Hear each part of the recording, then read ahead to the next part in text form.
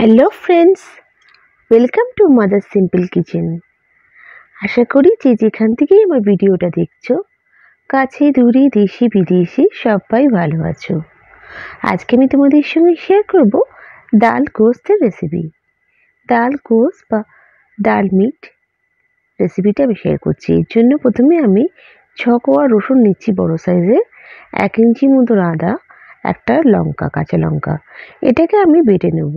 একদম মিহি পেস্ট হবে না, দেখো এরকম একটু দানা দানা থাকবে, এরকম পেস্ট করে নিতে হবে।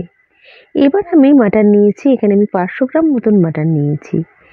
মাটনে আমি প্রথমে এই যে আদা রসুন বাটার, লঙ্কা বাটা যেটা আছে সেটাকে আমি অ্যাড করে দিচ্ছি পুরোটা, দিয়ে ভালো করে মাখিয়ে নিতে হবে।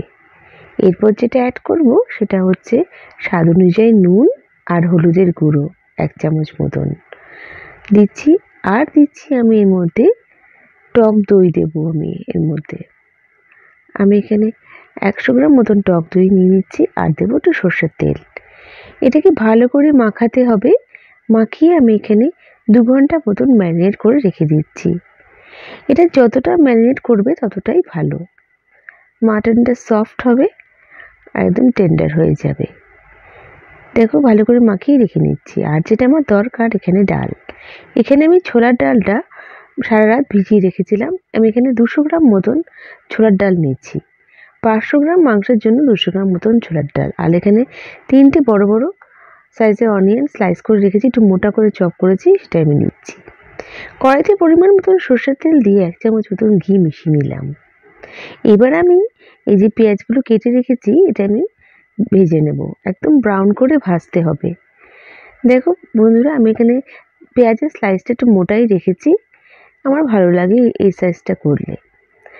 এবার আমি দেখো পেঁয়াজটা ভেজে নিচ্ছি। হালকা যখন লাল ব্রাউন হয়ে আসবে তখন আমি এর মধ্যে অ্যাড করব আমার ম্যারিনেট করে রাখা মাটনটা। এটা খুবই ফেমাস রেসিপি পাঞ্জাবের, এখানে ডাল গোস্ত বলে, এটা ডাল মিট হিসেবে পরিচিত, বা অনেকে ডালচি বলেও জানো। এটা খুবই টেস্টি রেসিপি একটা, যে কোনো অকেশনে তোমরা বানাতে পারো, খুবই ভালো লাগবে।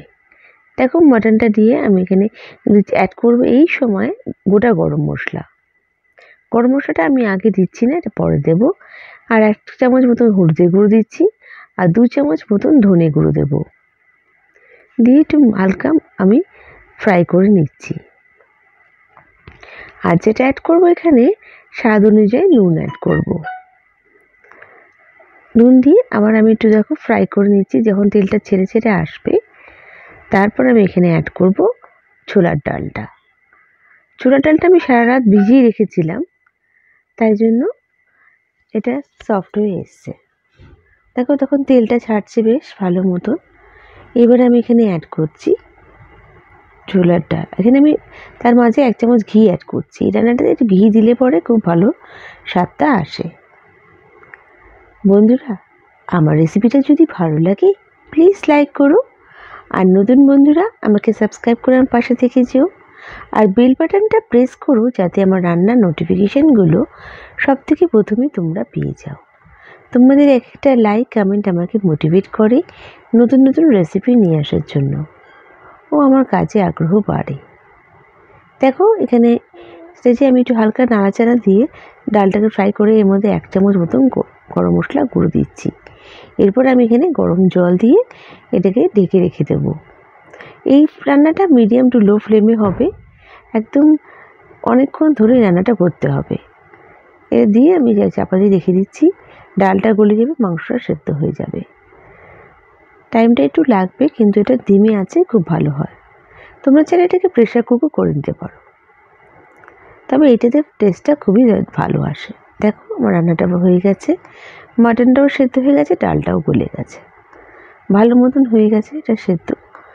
এবার আমি যেটা অ্যাড করব এখানে, আমি এখানে দেব একটা ফোড়ন। এটা আমি এখানে ঘি নিচ্ছি, 1 চামচ মতন ঘি দিয়ে 1 চামচ মতন গোলমরিচ আমি একটু ভেঙে নিয়েছি, আর 1 চামচ মতন জিরে আমি এখানে এটা ফোড়ন দিয়ে দিচ্ছি উপরে, দিয়ে আমি এর মধ্যে মিশিয়ে নেব ভালো করে। আর এরপর আমি দেবো, এর মধ্যে অ্যাড করব হচ্ছে ধনেপাতা কুচি দেব, আর সার্ভ করার সময় আমি লেবুর রস দিয়ে সার্ভ করব। দারুণ খেতে লাগে এই ডাল গোস। এটা রুটি, পরোটা, নানের সঙ্গে একদম অতুলনীয়। আমার রান্নাটা কেমন লাগলো আমায় কমেন্ট করে নিশ্চয়ই জানিও। নেক্সট রেসিপি নিয়ে আমি আবার হাজির হয়ে যাব। তোমরা সবাই ভালো থেকো, সুস্থ থেকো।